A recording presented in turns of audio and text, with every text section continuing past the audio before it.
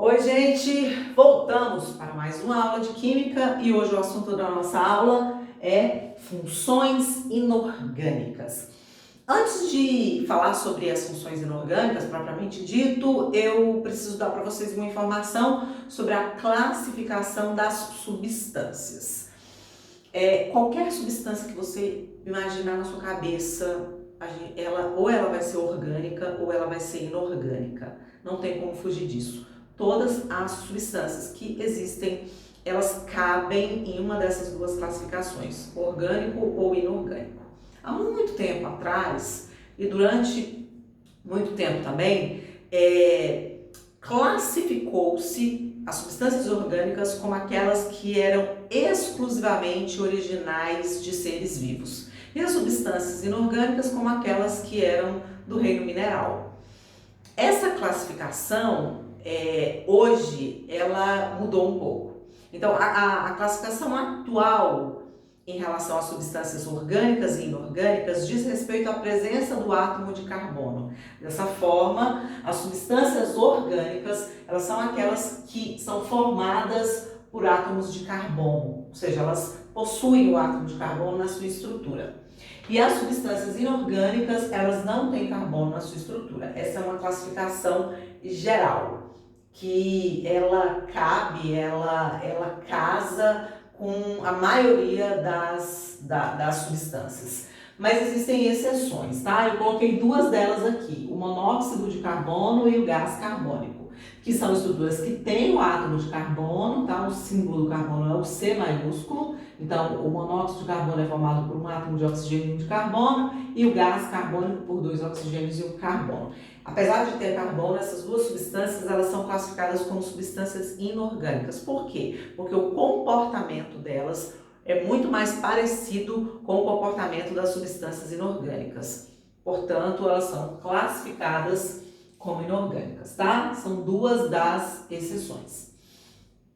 Bom, então, as substâncias orgânicas, todas, que inclusive vale ressaltar, é a maioria. A maioria das substâncias existentes na natureza, elas são substâncias orgânicas. Elas são classificadas em mais de 10 funções diferentes, que são grupos, né? Subgrupos. Dentro desse grupo grande de funções orgânicas, elas são classificadas: álcool, ácido carboxílico, éster, éter. Então, mais de 13. Isso vocês vão estudar, é um assunto para o ano que vem. Para o ano que vem não, desculpa, para daqui a 2 anos. É matéria do terceiro ano, vocês vão estudar isso no terceiro ano. E as substâncias inorgânicas, elas existem em menor número, por isso só são 4 grupos, 4 funções que a gente vai estudar esse ano, agora, a partir de agora. Então tá, as substâncias orgânicas são aquelas que têm ausência do átomo de carbono, com algumas exceções, dentre elas monóxido e gás carbônico.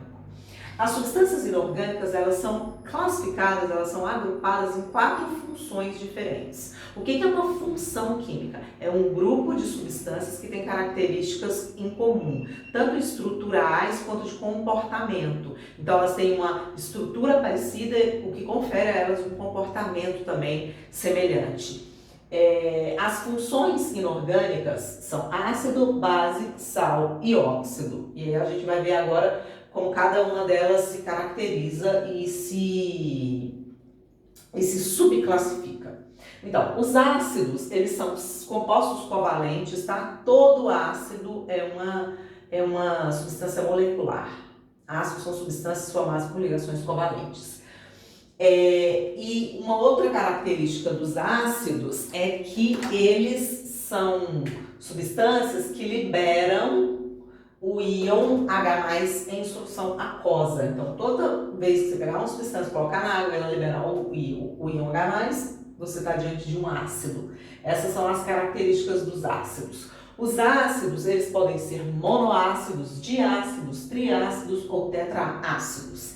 Essa nomenclatura também, vocês podem encontrá-la diferente. Vocês podem encontrar como ácidos monovalentes, bivalentes, trivalentes e tetravalentes, tá? Tem as duas nomenclaturas. Essa classificação, ela diz respeito à quantidade de hidrogênios ionizáveis que o ácido tem. Então, quando o ácido tem só um hidrogênio ionizável, ele libera um íon H+ em solução, ele é um monoácido. Quando ele tem dois hidrogênios na sua estrutura, ele pode liberar dois íons H+, e ele é um diácido ou um ácido bivalente. Quando ele tem 3 hidrogênios, triácido, e quando ele tem 4, tetrácido ou um ácido tetravalente. Bom, a segunda função inorgânica são as bases, né? Elas têm como características, são iônicas, todas as bases são compostos iônicos. Elas geralmente possuem o cátion metálico. O que é o cátion? Um composto iônico é formado pela união entre átomos com transferência de elétron. Tem um que precisa perder, um que precisa ganhar. O que perde cede o elétron, fica positivo. O que precisa ganhar recebe esse elétron, fica negativo. Então a gente tem a formação de um cátion, um íon positivo, e um ânion, um íon negativo. Os dois se ligam por atração eletrostática e é isso que mantém a estrutura unida.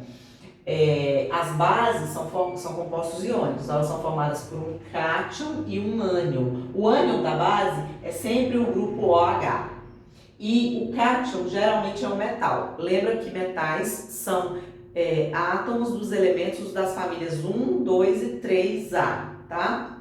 Então, as bases também são classificadas de acordo com a quantidade de íons que ela libera, no caso de ânions, que é o grupo OH-, então você tem as monobases, quando elas têm só uma hidroxila, esse grupo OH a gente chama de hidroxila.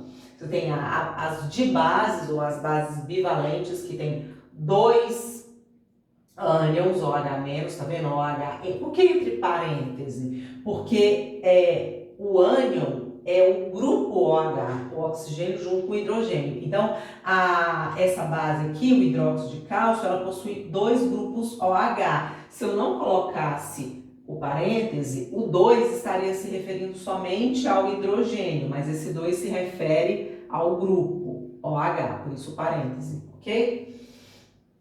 As tribases, elas são formadas por estruturas que têm 3 hidroxilas, e as tetrabases, 4 hidroxilas. Então, ó, é bem indutivo isso, tá?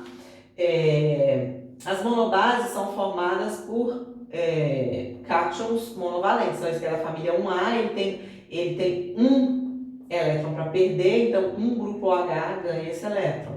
Essa outra base, por que ela é uma de base? Porque ela é formada por um cátion bivalente, um cátion da família 2A. Que no caso é o cálcio. O cálcio precisa perder 2 elétrons, portanto, 2 hidroxilas se ligam a ele. Cada hidroxila recebe um elétron.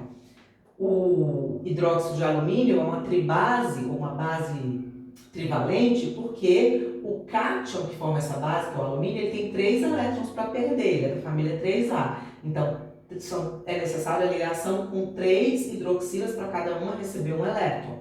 E o hidróxido de estânio é uma base tetravalente, uma tetrabase, porque o estânio tem 4 elétrons para perder, então são necessárias 4 hidroxilas, cada uma recebe um elétron, tá certo? Então, agora a terceira função, a função sal. O que é um sal inorgânico? Os sais inorgânicos são compostos iônicos, tá? Sal é iônico, não existe sal formado por ligação covalente. Todo sal é um composto formado por ligação iônica, então é um composto iônico. O que caracteriza o sal é que o cátion dele é diferente de H+, e o ânion dele é diferente de OH-. Então, sais são compostos iônicos formados por cátion diferente de H+, e ânion diferente de OH-. Então, nos sais você tem a ausência desses íons aqui. São exemplos de sal. O cloreto de sódio, que é o nosso sal de cozinha, o sulfato de sódio, que é um tipo de fertilizante, e o permanganato de potássio, que é aquele pozinho roxo que a gente compra na farmácia para ajudar na cicatrização, por exemplo, quando tem catapora. Esse sal aqui, ó. Por que eles são sais? Todos são compostos iônicos formados por um cátion diferente de hidrogênio de H+, e um ânion diferente de OH. Então, nem tem hidrogênio ionizável e nem tem hidroxila, tá? Esse é o que caracteriza os sais. E os óxidos? Os óxidos são compostos binários. O que é um composto binário? Ele é formado só por dois elementos diferentes. Ele tem dois átomos, ele pode ter mais de um átomo, mas esses mais de dois átomos, eles são de só dois elementos diferentes. Então, óxidos são compostos binários, formados por dois elementos só, em que um deles é o oxigênio. Então, são compostos que têm oxigênio ligado a outro átomo. Quando o hidrogênio está ligado a um metal, a gente tem um óxido iônico, que aí o metal, que precisa perder elétron, vai ceder elétron para o oxigênio, que precisa ganhar. Mas quando o oxigênio está ligado a um não metal, que são substâncias que também precisam ganhar elétrons, aí forma ligação covalente, aí a gente tem os óxidos moleculares, que é o caso do SO2, tá? Então, ó, só tem dois. Ah, mas aqui tem três. Não, gente, não tem três. Zn é o símbolo do zinco. Zinco é um elemento químico formado por duas letras, o Z maiúsculo e o Nzinho minúsculo, tá? Então, cuidado com isso, porque às vezes tem gente que confunde, acha que isso aqui não é um óxido porque ele tem três elementos. Não tem, só tem dois, zinco e oxigênio. E por fim, eu vou lançar um desafio aqui para vocês, que é para que vocês pensem sobre a classificação da água. Então já falo que a água é uma substância inorgânica, então classifica a água. A água vocês acham que é ácido, base, sal ou óxido? Olha, ela tem hidrogênio, tem OH aqui também. Será que é ácido? Será que é base? Será que é um sal? Ou será que ela é um óxido? Então, pensem sobre isso e tentem classificar a água. Ficou muito curioso, não conseguiu achar isso aí, não conseguiu pesquisar? Me chama no EO que eu respondo com você, tá certo? Boa semana, bons estudos, leiam o texto, façam uma lista, respondam as questões e a gente se encontra semana que vem. Tchau!